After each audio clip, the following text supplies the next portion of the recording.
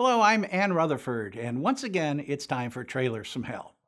Back in 1950, 20th Century Fox, you remember them, Daryl F. Zanuck, Shirley Temple, Marilyn Monroe, CinemaScope, all gone now.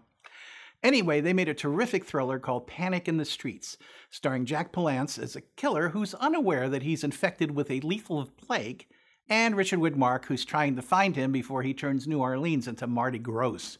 It was a big hit, so some wise guy at Columbia said, "Hey, why don't we do our own version, but with a dame? Wouldn't that be cool?" So they went ahead and did it. And you know what? It is pretty cool. So make like a William Castle audience, put on your face mask, and let's watch the Joims killing the Martians. Oh, wait, that's that other picture. Well, there's still Joims. Old film.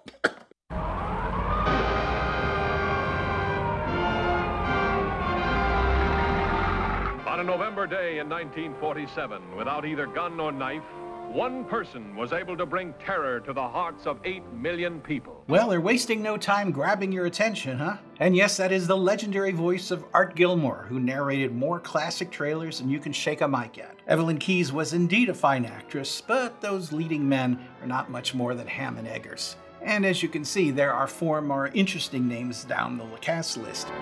What was she doing in Cuba? Smuggling diamonds into the States. No quarantine restrictions between Cuba and the continental United States. The director, Earl McEvoy, was nominally an assistant director, but he did a competent enough job. Fortunately, it has a solid script by film noir expert Harry Essex, who's oddly better known for It Came From Outer Space and Creature from the Black Lagoon. And, as you can see, fabulous camera work by the incomparable Joe Byrock. Keyes was never hesitant to make herself look less than glamorous if the role called for it. And as a smuggler who knows she's ill but still can't give herself over to the cops, she gives one of her best performances. Ironically, she felt this picture was a demotion and sued to get out of her contract after it wrapped.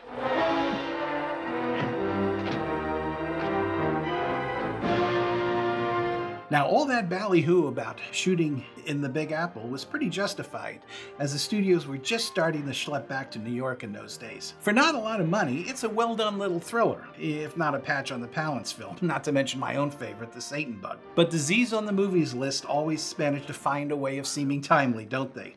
Oh, and note the name of the producer on the final card, Robert Cohn. Yes, Harry Cohn's nephew. That's the other big Hollywood disease, nepotism. No cure for that.